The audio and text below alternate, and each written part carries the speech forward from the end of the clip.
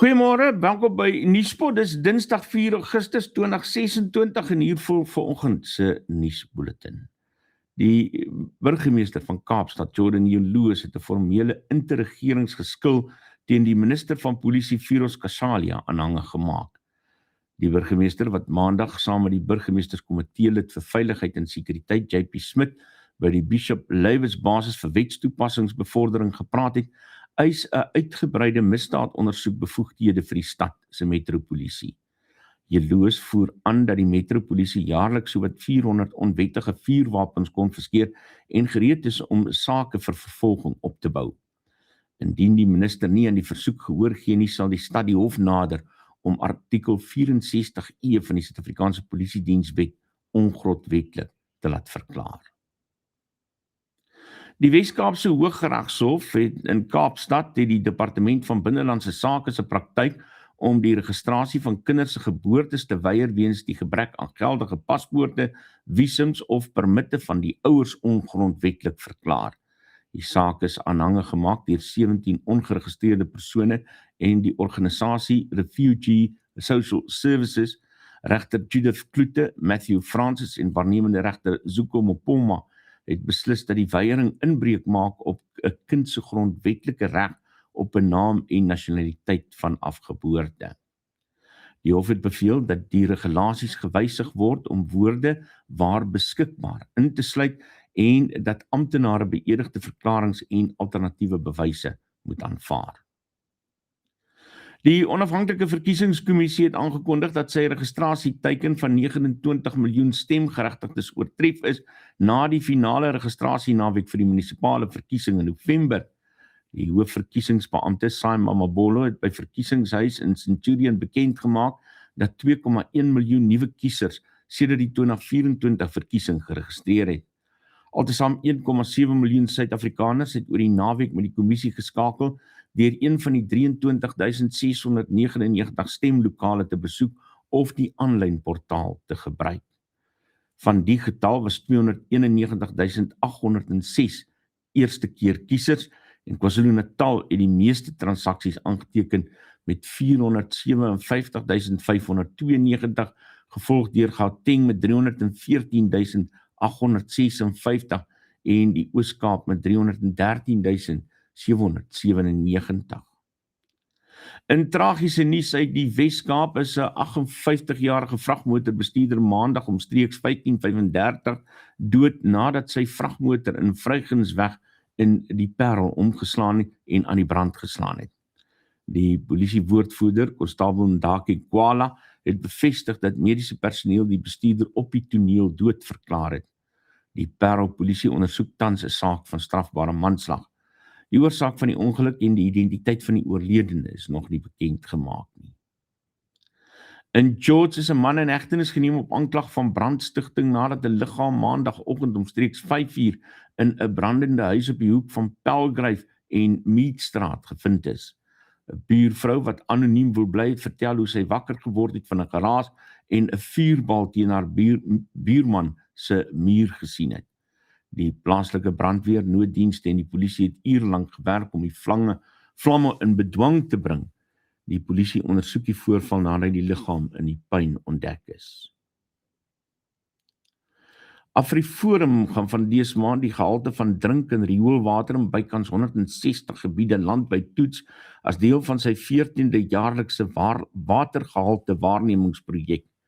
Die bestuurder vir omgewingsake by AfriForum, Lambert de Klerk, sê die projek is noodsaaklik aangesien 47% van die land se munisipale rioolaanlegte in 'n kritieke toestand verkeer. Die minister van Sport, Gayton McKenzie, het die regering se befondsingsraamwerk vir sport verdedig te midde van kritiek oor 'n gebrek aan finansiële steun aan atlete. McKenzie het uitgevaar teen wat hy beskryf as lui federasiebase wat na die media hardloop in plaas daarvan om self borgskappe te bekom.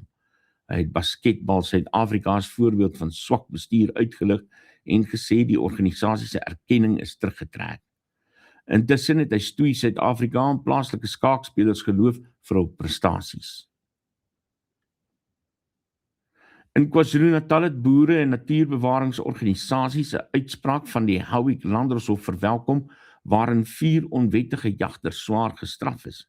Die mans is verlede week skuldig bevind nadat hulle verlede jaar met 16 jaghonde die private Piccadilly plaas in die Midlands betree het. Hoewel die beskuldigdes aangevoer het dat hulle voertuig gaan staan het en hulle bloot hulle honde probeer vang het,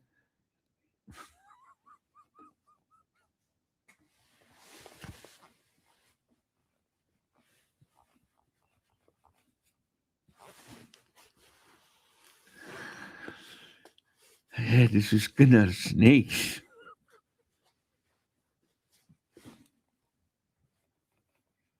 Kom ons probeer weer. Hoewel beskuldigdes aangevoer het dat hulle voertuig gaan staan het en hulle bloot hulle honde probeer vang het, het die hof hul weergawe verwerp. Serves you right. Hulle is elk gevonnis tot 'n boete van R8.000 en 12 maande gevangenisstraf, waarvan die helfte opgeskort is.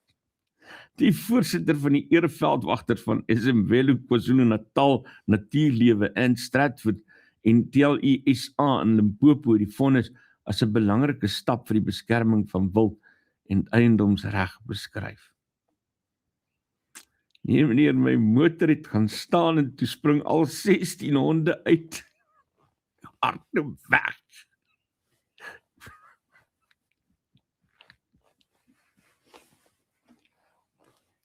Ek is jammer. In Gauteng is daar kommer oor die gereedheid van die metropolisie. Die Ekurhuleni metropolisie beskik oor altesaam 1498 voertuie, maar 297 daarvan is tans buite werking weens meganiese probleme, onderhoud en ongelukke. Die inligting is bekend gemaak deur die Gautengse LER vir samewerkende regering Joe Mamabolo in 'n skriftelike antwoord aan die Demokratiese Alliansie. Die DA se burgemeesterskandidaat in Ekurhuleni, Katutselu Rasilingwani, sê die tekort belemmer sigbare polisieering en wetstoepassing ernstig en eis dringende antwoorde oor wanneer die vloot herstel gaan word. Suid-Afrikaanse motoriste kan 'n gemengde prentjie vir brandstofpryse in Augustus verwag. Die Departement van Minerale en Petroleum Hulpbronne het aangekondig dat die petrolprys vanaf vandag 5 Augustus met 52 sent per liter sal daal, terwyl diesel met meer as R1 per liter sal styg weens 'n wêreldwye tekort.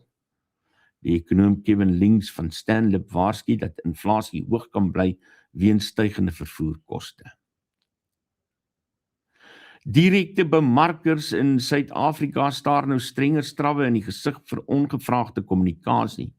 Die minister van Handel, Park Staal, het wysigings aan die Verbruikersbeskermingswet se regulasies gepubliseer wat administratiewe boetes van tot R1 miljoen of 10% van 'n maatskappy se jaarlikse omset voorskryf vir oortredings. Bemarkers moet nou op 'n nasionale uitsluitingsregister registreer, hulle databasisse maandeliks opdateer en verbruikers se uitdruklike toestemming verkry voordat hulle gekontak word, soos vereis deur die Wet op Beskerming van Persoonlike Inligting. Op die politieke front voorspel 'n ontleding deur The Common Sense dat die ANC sowat 500 raadslede in die komende plaaslike regeringsverkiesing kan verloor.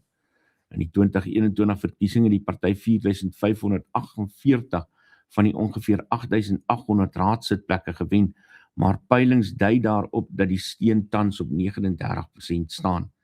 Dit kan beteken dat die party met sowat 4000 van die nuwe 9000 beskikbare setels sal eindig.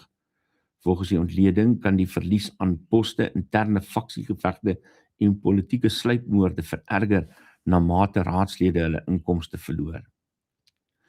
Internasionale nuusaanvalle deur Oekraïne en die Swartsee oord Archipel Osipovka en die geannekseerde Krim-skiereiland is altesaam 11 mense dood en dosyne beseer. Die gouverneur van die Krasnodar-streek, Venjamin Kondratjev, het bevestig dat 'n hommeltuig aanval op 'n strand in Archipel Osipovka 7 mense, onder wie 3 kinders, laat sterf het. Die Moskou aangestelde gouverneur van die Krim, Sergei Aksinov, het gesê nog 4 mense is daar dood.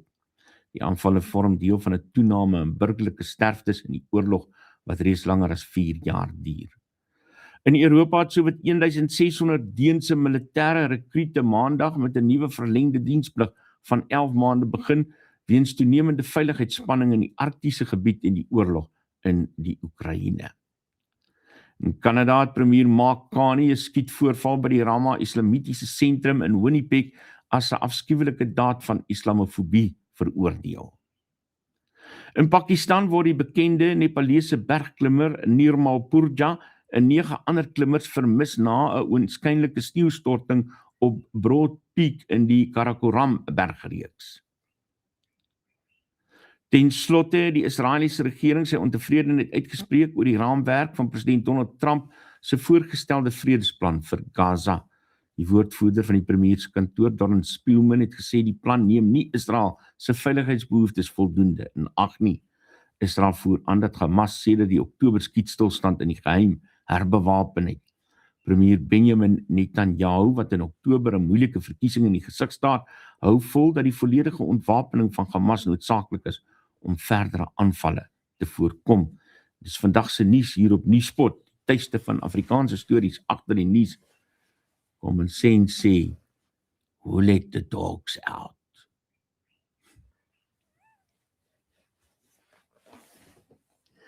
Crazy wêreld. Dis net hierna terug.